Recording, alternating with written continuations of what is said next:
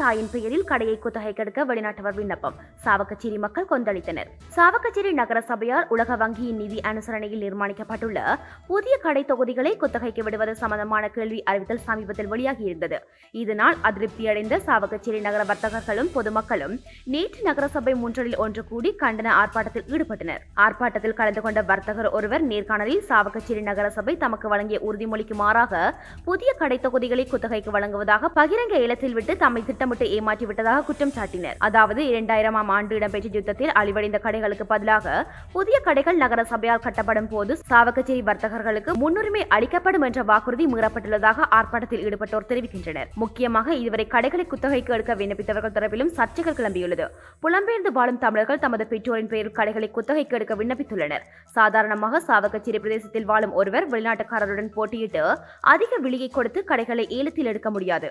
உலக வங்கியின் நிதியுதவியில் கட்டப்பட்ட கடைகளை பொது ஏலத்தில் விட்டு பணம் படைத்த புலம்பெயர் தமிழர்கள் அதிக விலை கொடுத்து கடைகளை குத்தகைக்கு எடுக்கும் வாய்ப்பை ஏற்படுத்தி நகரசபை ஏன் வியாபாரம் செய்ய வேண்டும் என பாதிக்கப்பட்ட சாவகச்சேரி வியாபாரிகள் குமுறுகிறார்கள். வெளிநாட்டில் இருப்பவர்கள் கடைகளை பெறுவதற்குரிய நிலப்பாடுகள் அதிகமாக காணப்படுகிறது. இவர்கள் சொல்லுகிறார்கள், நாங்கள் இங்கே வதிப்பவர்களுக்கு கடைகள் கொடுக்கிறோம் என்று.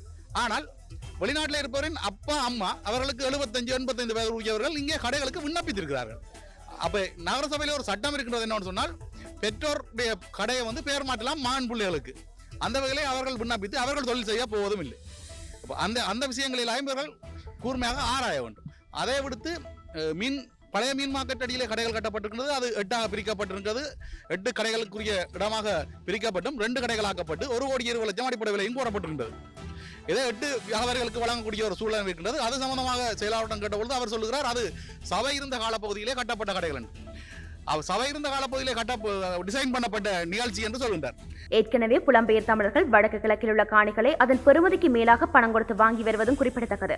இலங்கையில் உழைத்து வரும் சாமானிய மக்கள் ஒரு பிடி நிலம் கூட வாங்க முடியாத அளவிற்கு காணிகளின் விலைகள் உச்சத்தில் இருக்கின்றன. வடக்கில் ஒரு பக்கம் போட்டிக்கு அதிக விலை கொடுத்து காணிகளை விலைக்கு வாங்கி கோடிகளை கொட்டி ஆடம்பர பங்களாக்களை கட்டும் புலம்பெயர் தமிழர்கள் அவ்வாறு கட்டிய வீடுகளை சுற்றுலா வரும்போது மட்டுமே பயன்படுத்துகிறார்கள். இப்படி பல வீடுகள் பூட்டிய நிலையில் பாலடைந்து காணப்படுகின்றன. அதே நேரம் இனத்தின் விடுதலைக்கு போராடியவர்கள் ஒரு தகர கொட்டகைக்கு வழியின்றி கஷ்டப்படுகிறார்கள். போராட்டக்காரர்கள் நகரசபை நுழைவாயிலை பூட்டி தமது எதிர்ப்பை காட்டியதோடு புதிய கடை தொகுதிகளுக்கான விண்ணப்பதாரிகள் சாவகச்சேரி நகராட்சி எல்லைக்குள் வாழ்பவர்களாக இருக்க வேண்டும் என்று கூறி ஆர்ப்பாட்டத்தில் ஈடுபட்டனர்.